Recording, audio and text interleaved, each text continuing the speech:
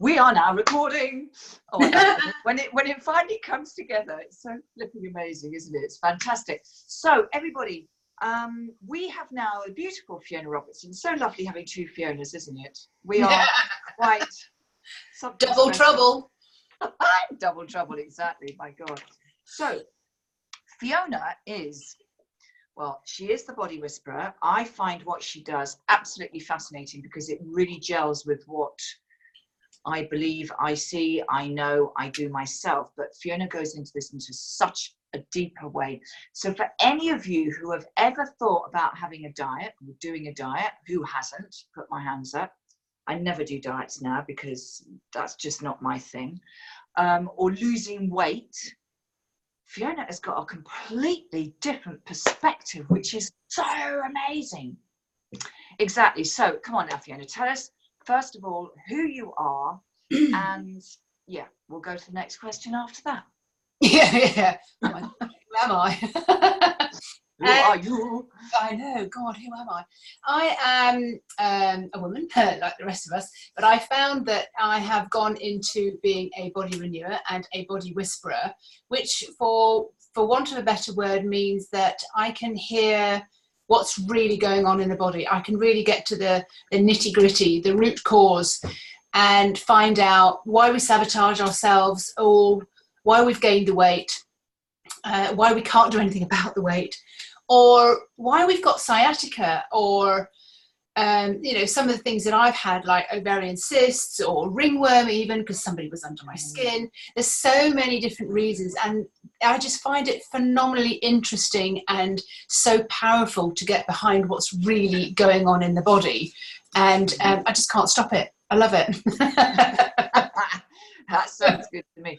But how on earth, Fiona, did you start to really understand how to get into this? Because obviously, I'm taking that you started to explore how to lose weight or to go on a diet, or how many people haven't at some stage. So just tell us a little bit about how you got into it. Let me put it this way. I moved to France in 2004, 6 months pregnant, didn't know anything about having babies, started to run detox retreats because I was hugely into detox, because that had helped me a lot.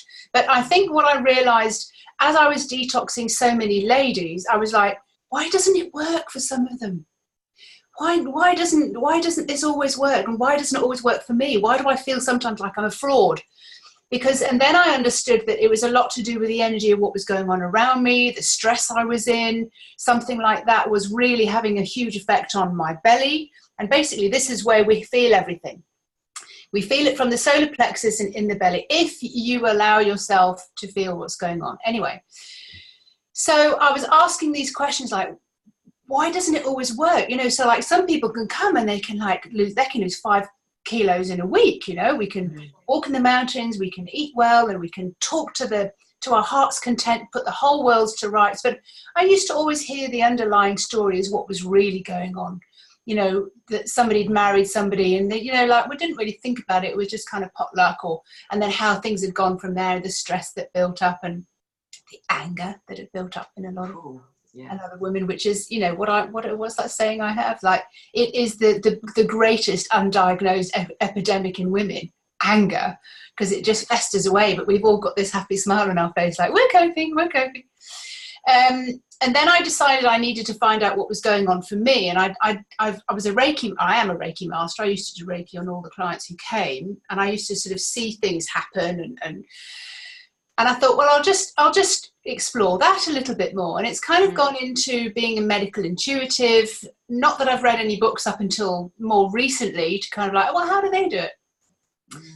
And I was seeing energy, and I was feeling the energy of what someone else was feeling. And I'm like, right, I want to explore that. And once you understood the energy, where it sat, why it was there, what it had to say to you, what you had to learn from this symptom. And it was never just the symptom was there because you'd fallen over, or because whatever, or just because you'd eaten too much, but you'd eaten too much because, for decades.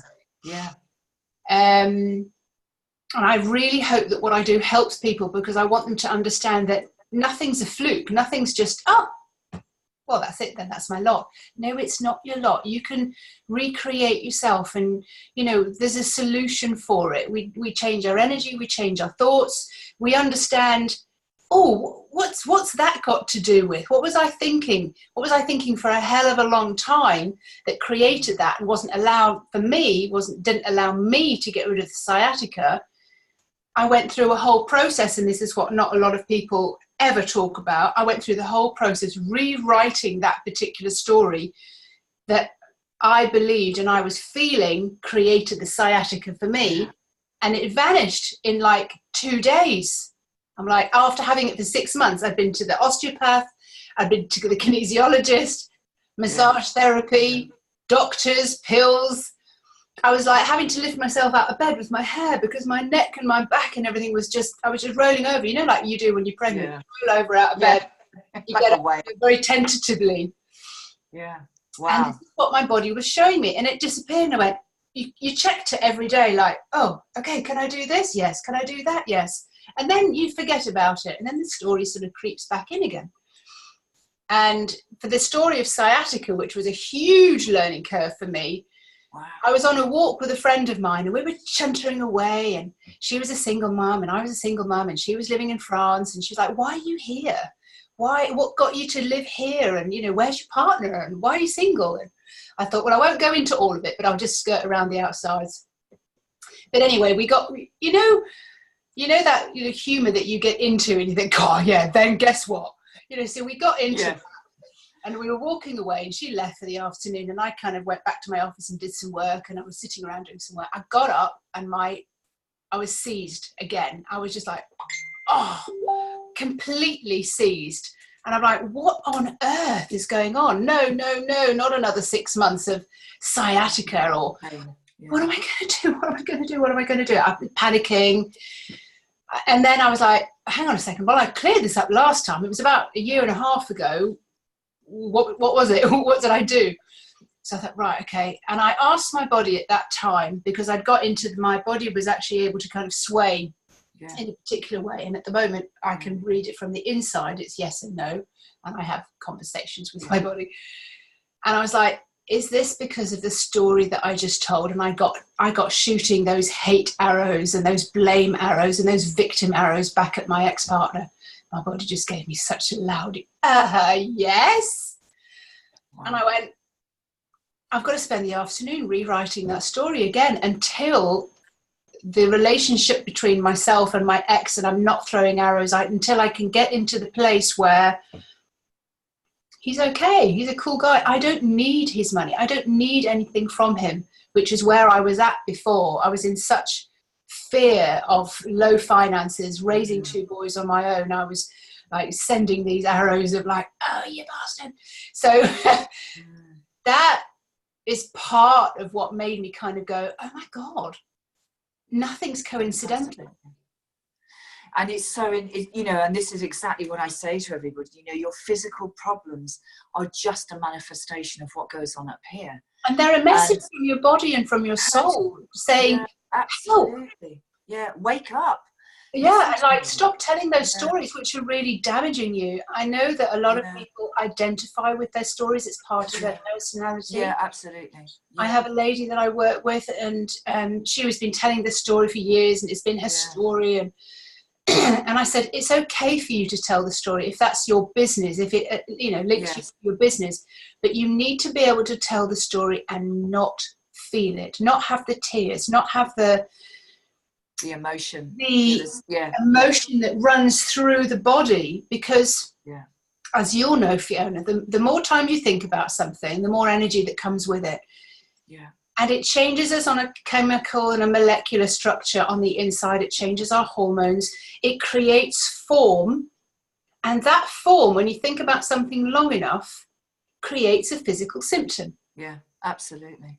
And it is, as I say, it is just a massive, it's like the universe is ringing this alarm bell saying, wake up and listen to what I'm telling you. Yeah. I mean, I just, you know, everything you do is just so, you know, what I do in a different way. I just don't do it around food as such, but it is just, I just do it so beautiful. Everything around the body. And I also read people's cravings. So like, So what's the craving telling you? What's what is it? What is it you need? Yeah, what is that comfort? I call them missing nutrients a lot. What's missing? What haven't you done for yourself that you're doing for everyone else? I mean, there's that story of women at Christmas time, and or birthdays or whatever, but Christmas is a famous one. Like, they've done everything. They've prepared everything to perfection. They've run around, they've got the presents, they've listened to what people want, and then they look at their pile of presents and kind of go, what about me? Is that it?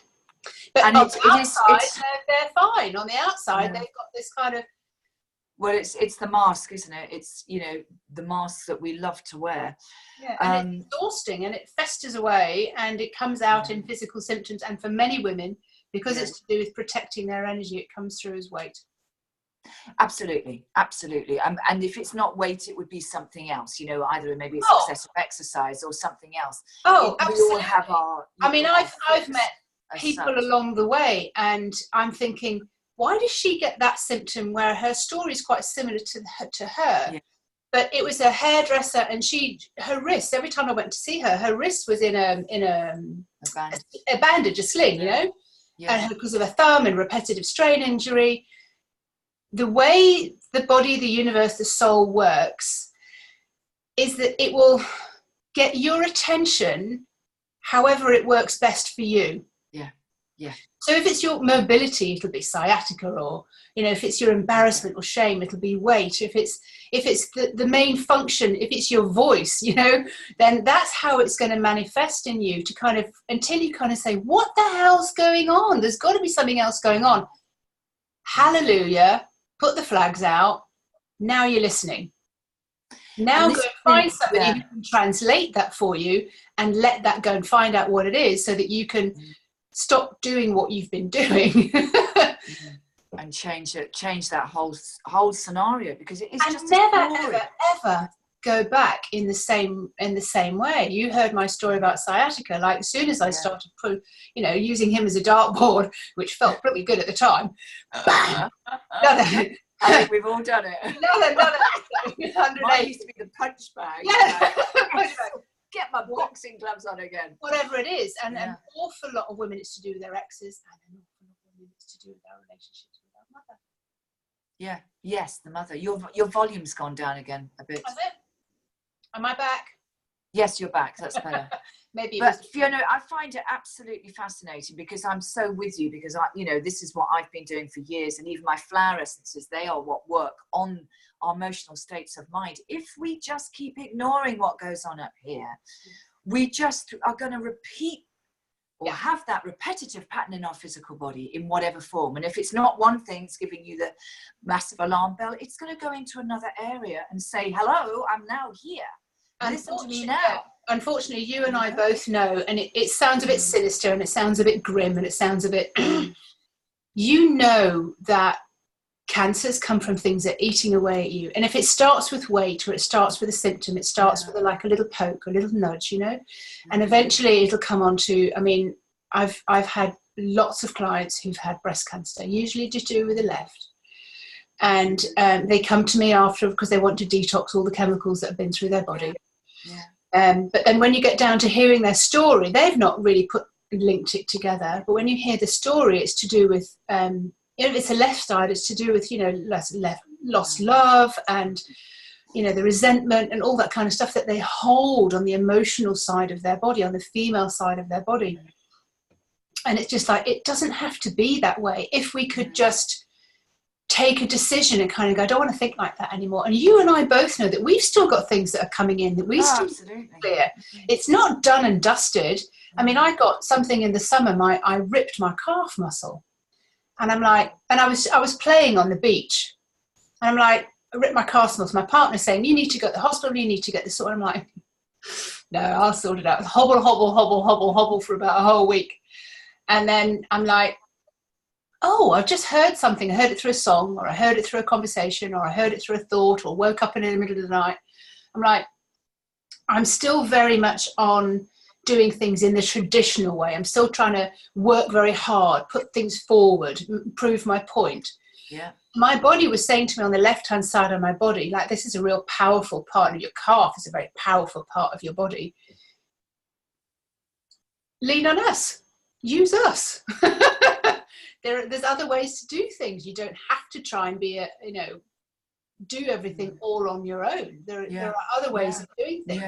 You've got two sides of everything. And that was a message that came through for me and much to my boyfriend's annoyance, I sorted that out in a day. As soon as I got it and I went, okay, right, fine, I'll deal with that. I'll sort this out, change the story again.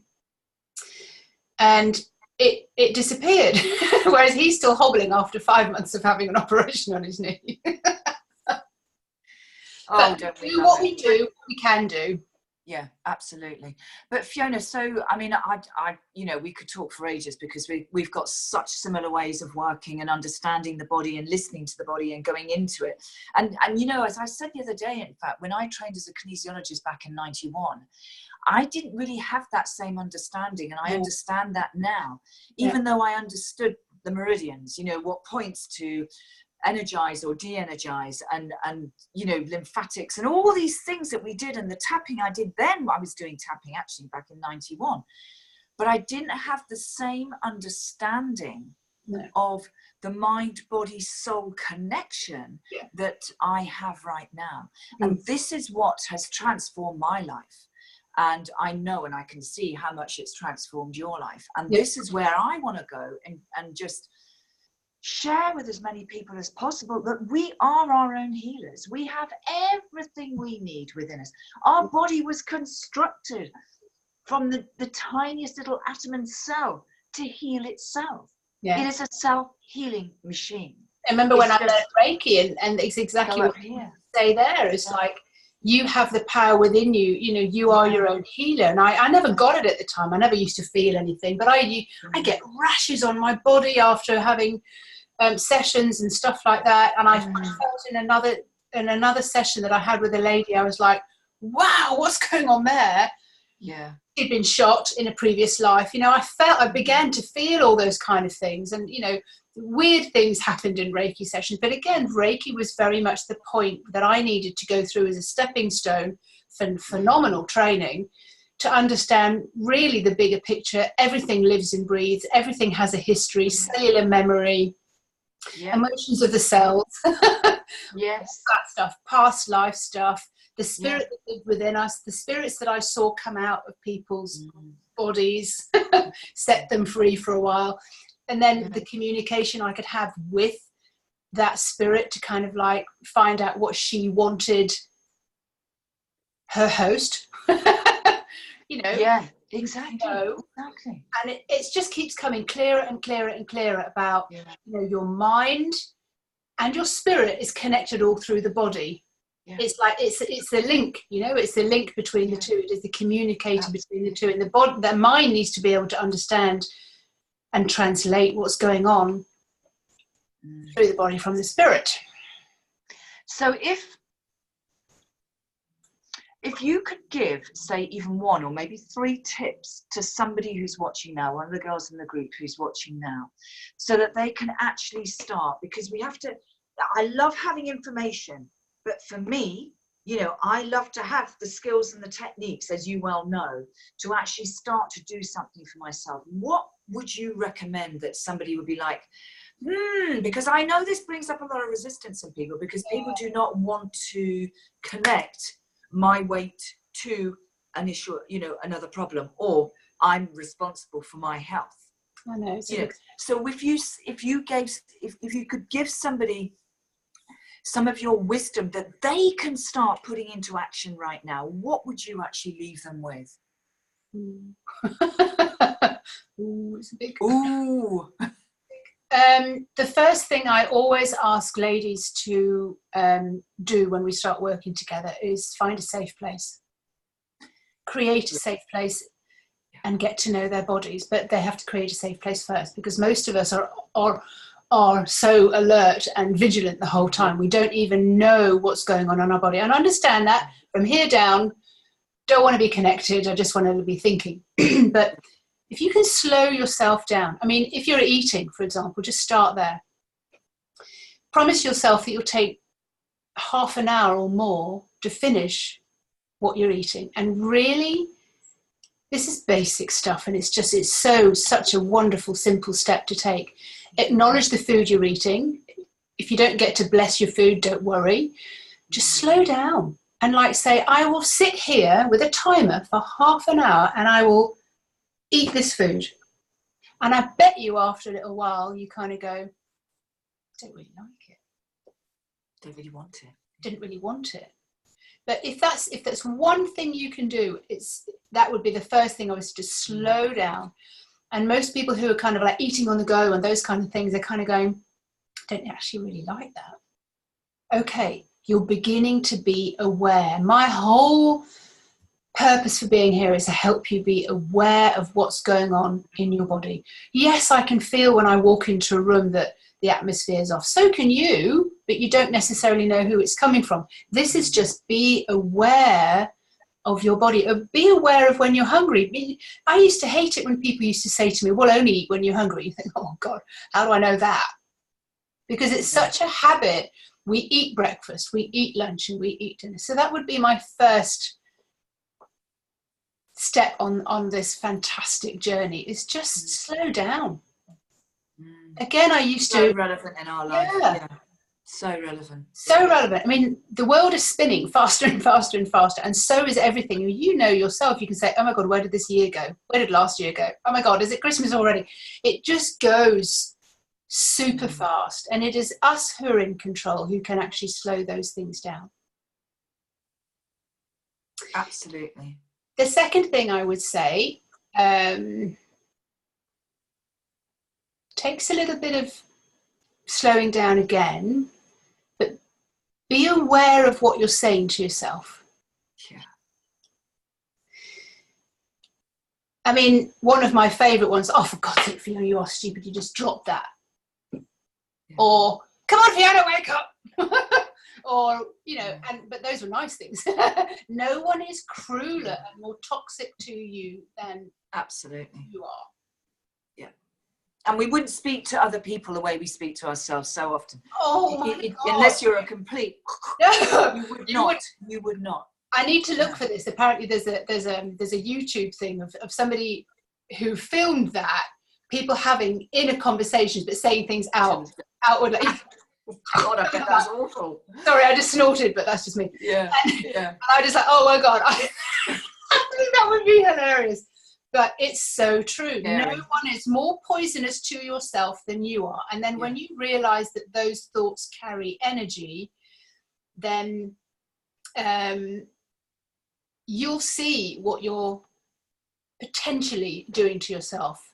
Yeah. And it'll take a little time for you to kind of turn those around, because you release neurotransmitters, you release hormones, you release chemicals in your body with the thoughts that you have, and you get addicted to those. Remember me saying that I was throwing darts and it felt really quite good. The same as overeating felt really quite good. But it's not, it's a short term. Yeah, but you get addicted to that feeling because you're always in that kind of that energy vibration. To bring yourself out of that, to feel more radiant, to feel more positive, to feel happy, to just feel content, to just feel, well, that's better. To get addicted to that is a practice. You've been doing this for 40, 50 years, putting yourself down and let other people put yourself down.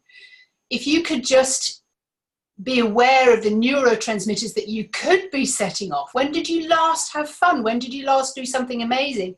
How did it feel in the body? Those neurotransmitters will release, I can't remember the name, serotonin, dopamine, prolactin, oxytocin, which have a complete reverse effect on the body. And they're like little miracle workers. They really do have an opposite. You don't need to diet or anything else. Sometimes when somebody has enough of that, that's enough to sort of propel them forwards. When you go on holiday, you feel so blooming good, but you eat more, but you lose weight. What's that all about? Yeah, exactly. There's, all those kind of things. When somebody's madly in love, oxytocin rushing around their body all the time, they look radiant, they look fantastic. So I would just say be aware of the things you're saying to yourself. Yeah. And one final thing, because I have to do things in threes. All right, okay, me too. I love threes. It can be a quick one. Doesn't have All to right, be a quick one. This is really kind of out there, so I hope you let me do this, but you will really, really get this. Your soul is calling for you to hear her, and she's giving you physical symptoms. This is what we're talking about. She's kind of giving you little nudges every now and again. I do this with my ladies, and I say, imagine that your soul, who you've ignored, who you've kicked and beaten and not fed and starved and then stuffed and then starved and then stuffed and locked in a cupboard and ignored, is like a rescue dog. Imagine the worst kind of vision you've ever seen of this dog that's kicked, battered, bruised, not groomed, fleas, and you put in the bottom of a cupboard on a blanket and she's curling up, but she's got beautiful love in her eyes. She still loves you. Yeah. That is your soul when you ignore her. Yeah. But you know, because you've also seen that, those dogs recover, and they are beautiful. They're running, they're playing, they're having fun. This is the journey for you to remember who you are. Yeah, thank you so much. I just love it because, you know, we are so much in sync in what we believe and what we've experienced. And like you, Fiona, this is not something, you know, as I said, training as a kinesiologist back at 91, my journey to where I am now is an accumulation of all these things. And it's the experiences that have brought us to this place of where we have this just inner wisdom and inner knowing that all these tools and techniques that I absolutely adore and I love and I use all the time, I feel in a different way. And I see them in a different way, and I use them in a different way because they're all integrated, aren't they? Yeah, because it's really coming from my heart. It's not coming from my headspace. You know, before it used to be, right, I've got to say this. This is a statement, you know, when you're tapping, oh, even though, I don't do that now because I realize it's all inside here. And the stuff that comes out, I don't even know where it comes from half the time. It just comes out. I've got no idea. It goes, I'm in left field. I'm like, oh, I've got to say that to this person, really? Yeah. Yes. And it just keeps jabbing at me until I actually say it. Exactly. And that's what's so beautiful. And I absolutely love what you're doing because I don't believe in diets. You know, if I put weight on, and let's face it, we all do, especially as we're getting a bit older, then for me, it's like, okay, what's going on? But I get out on my bike. Yeah, but however, we do all need a bit of a kickstart. So, we do. And one of the ones I do is the 7 pounds in 7 days, which is massively a kickstart, and women get massive results from that. Basically, you're coming off sugar, darling. I know. And the thing is, Fiona, you know what? I've been very aware of food. I mean, yeah, my fix is a bit of the green and black's ginger chocolate. Oh, that is my fix. But I don't have sugar necessarily. I'm not a cake person. I'm not a biscuit person. I'm very aware, and I always have been. I was totally anal when my boys were babies. I used to go around Sainsbury's, and before I didn't need glasses, thank God. I used to check everything that I bought. If it had sugar in it, if it had salt in it, if it had any chemical. Right, well, I'm not buying that. I was so anal with their food. It was unreal. It's unbelievable as well when you see somebody change when they don't eat processed food, when they don't eat kind of food. You see it in their eyes. Yeah, but the personality changes. I mean, I've had everything like, and all of a sudden you're just calmer, and things work out better, and you're more able to listen. You sleep better. I mean, my God, if I would say that would be another epidemic of women, it's just we just don't sleep. Absolutely, totally. And we're exhausted. God, we'll have to do another one on sleep because we could go on forever. Anyway. Oh my goodness, I can't thank you enough. And if the girls have any questions, please put them in the group because these talks and everything that we're going to do, they're all for your benefit, and we want to get you and so that you understand you more and more from every aspect. So Fiona, I will get your links so people can connect with you. They can come into your group, they come and talk to you, and just start this journey or continue the journey wherever they are, and just explore it, because it really is awareness. If I have one last thing to say for you and for every woman out there, if we could just be experience what it feels like to be 100% alive in our bodies again, like we were when we were girls. You know, we just got too serious and too weighed down with responsibility. Yeah, life is heavy, and we just need to be able to sort of look at it in a different way so that it's not so heavy. Absolutely. Thank you very much, Fiona. I always enjoy our little kind of. I know. We go deep and wild. And I love it. So thank you, and we will definitely be speaking again soon. So I really appreciate you taking your time out. And please ask me any questions, anything that's kind of, there's no question off the wall too far or too silly, or craving, or what your body's doing. Beautiful. Thank you, my lovely. My pleasure. I'll speak to you soon. Bye. Take care. Bye.